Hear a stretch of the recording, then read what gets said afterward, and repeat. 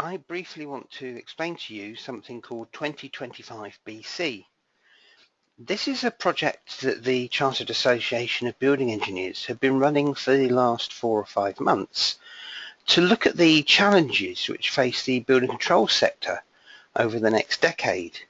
And we're seeking input from those who practice in building control, but also those who use their services and have an opinion on perhaps how the service could be changed or adapted for the better. It's a process that started some while ago with us attempting to identify what the clear challenges were, and then followed through, most recently at our annual conference, with a debate around the issues, attempting to gain industry opinion. We have actually, as a result of this, been able to feed into and influence other groups as we go forward.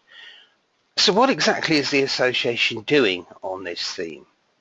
Well, we are actually trying to provide a cohesive strategy that raises awareness not only of building control but also the challenges which it faces, encourages debate within the industry to talk about the issues openly and frankly and try and gather opinion. And then we're obviously looking to influence the industry, whether that's government policy, whether it's through the registration for approved inspectors, or whether it's generally looking to advise other professionals on how they can best make use of the services and how they can improve the overall package. So we're looking to develop strategies for change, strategies that will help the building control sector become fit for purpose for the next decade.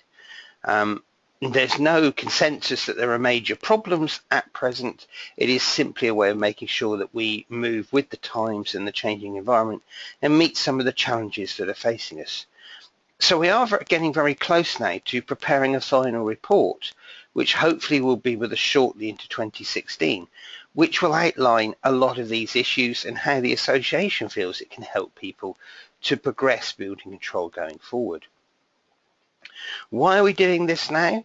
Well, when we started this process, it actually was just as based on anecdotal evidence from people in the industry saying there were some significant challenges, things like skill shortages, and that maybe as the professional body representing the sector, we should be looking at what could be done.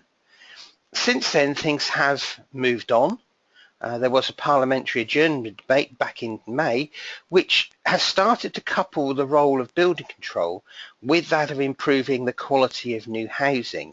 And this is a theme that's being seen quite often now in parliamentary circles and indeed in the media. And certainly there is a call for a more of a connection and perhaps a duty of care between building control and the end user of a new housing project. So as I say, there was a parliamentary debate back in May where Maria Miller MP raised the issue. There's now been a parliamentary steering group and an all-party parliamentary group looking at this, and there was a call for evidence which required input by the end of October. As recently as this week, in the middle of November, verbal evidence has been being given to a select committee, and on Monday the 16th of November, Channel 4's Dispatches programme looked at the quality of new housing and the role of building control and did make the comment that it felt that building control wasn't necessarily fit for purpose. At the same time, the Construction Industry Council Approved Inspector Register is carrying out a review of its code of conduct in relation to the private sector of building control, which hopefully will conclude in something that can be adopted across the sector. And the Building Control Alliance is currently chairing an industry working group looking at how building control can maintain impartiality if elements of the business are offering other services, and general matters of compliance with things like Regulation 9 of the Approved Inspectors Regulations. So there's an awful lot going on in the industry that we are trying to feed into at the moment, influence and steer if at all possible.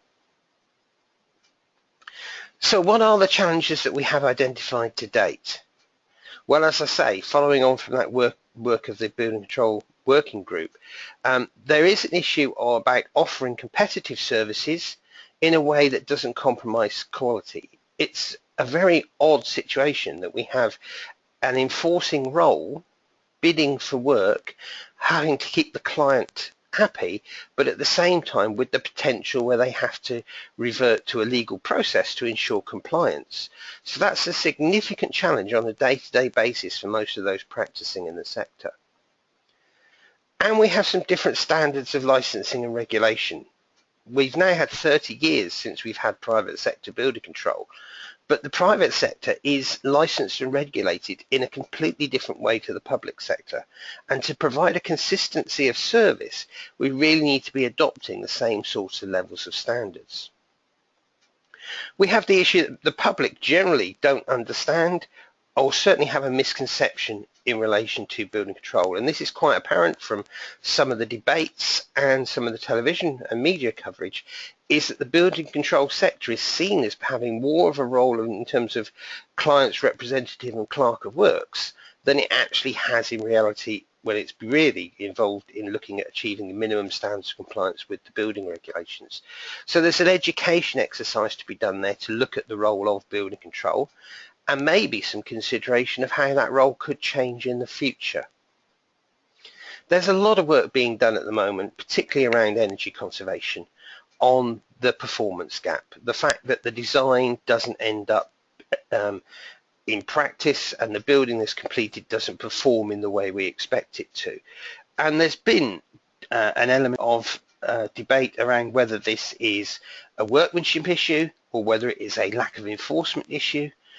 And indeed, there is some evidence to suggest that there's also a science issue in that materials don't perform the same way on site as they will do in test circumstances. So there's a lot of work there to be carried out, and there is an implication that at least part of that may have an impact on building control going forward. Increasingly, we're seeing more and more third-party certification by competent person schemes, certification of elements of the project, things like sprinkler systems, and relying on certification, whereas in the past perhaps we would have actually done some physical testing. It's a long while now since people working in building control at the end of the project have visited a property, set off the fire alarm, shut off the power to check the emergency lighting. We tend to rely now on certification from third parties, and that brings with it the challenge of ensuring that we have some control and assessment process in place for whether those third parties are actually competent to be certifying the work. And then we have an acknowledged shortfall of experienced and qualified professionals. We have an aging demographic of professionals providing building control services. The recession did mean that an awful lot of those professionals have moved out of the sector, and there are no real formal training routes in place at the moment. There are no college courses and no university degrees that relate specifically to building control. So it's relying on the sector to train its own people to a very large extent. And that's one of the main challenges going forward. So we have to consider what can be done. And this is where we're looking for industry input.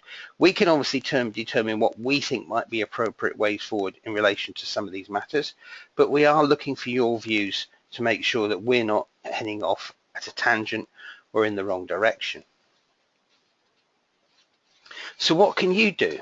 Well, you can provide us with evidence of the benefits you use in the building control service. You can provide case studies of where building control have contributed to the quality of the finished building. And you can give us information on what you think is the right way for the next generation of building control to get into the industry. How should we be encouraging people to join? How should we be training people? It's also important that those using building control and those satisfied with the service and those provide building control services help to raise the profile of the industry nationally. It's long been the case that getting public awareness has been incredibly difficult. You don't see building control mentioned as often in the media as you do planning.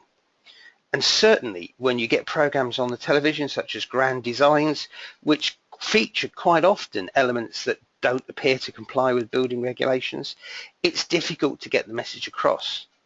There is at least now in the end credits in every episode of DIY SOS reference to the fact that the works have been inspected and signed off by building control. So perhaps progress is being made, but it's still largely an unknown and forgotten service. And then I would strongly urge you to keep an eye on what is happening at the moment. There is a lot of speculation and discussion in the media. There's a lot of work going on at governmental level.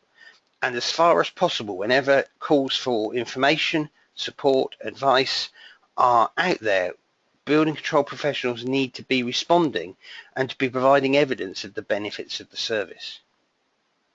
So that's really where we are today with this very short little roundup of what we're currently doing about this project.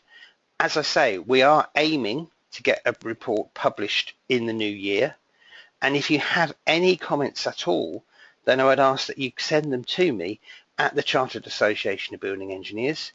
My email address is kevin.blunden, that's B-L-U-N-D-E-N, at cbuilde.com. And if you can send those through to us, then we will make sure that we use that information in a positive way to look at how we can deal with these challenges moving forward. Okay, so if you have any questions, contact me. If you have any information to provide, please let me know. Thank you.